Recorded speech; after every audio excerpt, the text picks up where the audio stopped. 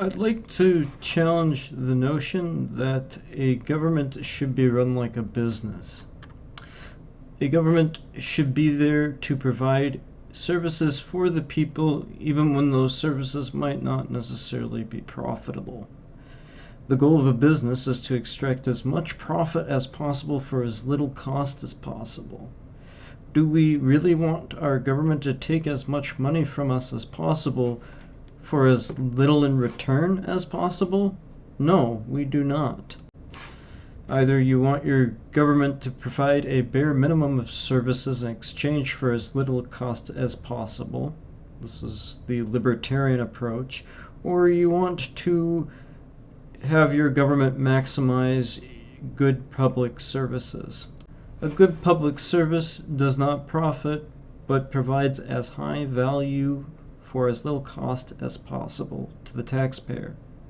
This is antithetical to what a business does.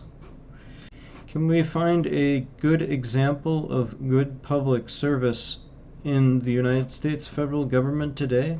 I would argue that you actually can. The National Weather Service exists to provide information to aid in the protection of life and property from weather hazards. It also provides forecast information to weather-sensitive industries.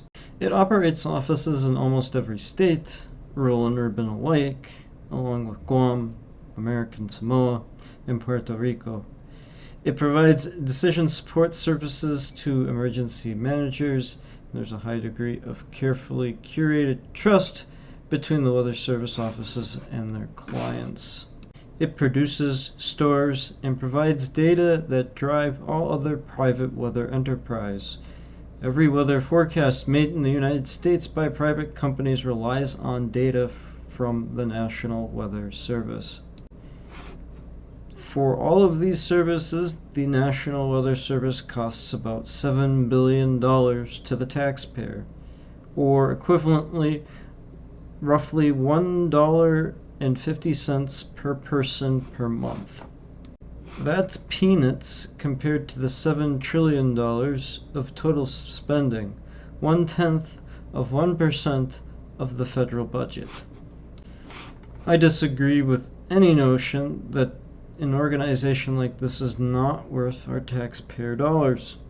The organization exists precisely because much of the work they do is not profitable. Private companies are not going to provide you with an equivalent service for $1.50 a month. Life-saving weather support is vulnerable to exploitation, as many consider such a service a necessity in modern society. Services should be public when two of the following three conditions are met. Service is a necessity and can become vulnerable to cost exploitation.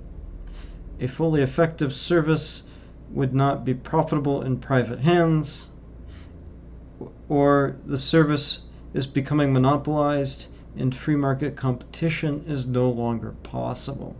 Even if one of these conditions are met, regulations may be needed to constrain the negative impacts of such service exploitations. An example of all three can be found in healthcare. People with diabetes need insulin to survive. Private entities understand this and collectively set the cost of medication to extract maximum profitability while squeezing patients. New antibiotics are not being developed as the process for creating them is not profitable. Similarly, rare and niche diseases remain understudied and undersupported in private industry simply because it is not profitable to develop medications for such a small user base. Health insurance companies collude to ensure maximum profitability. Furthermore, there is concerted efforts to deny coverage of any claims in any way possible. These are all arguments that the free market does not work well with health care, and that an option for public universal health care should be something that we, the people, should fight for. Let's get back to bread and butter and build a new working class movement. If you disagree with anything I said, I would love to hear from you, either in the comments section below, or if you choose to do so when you join the Discord link below.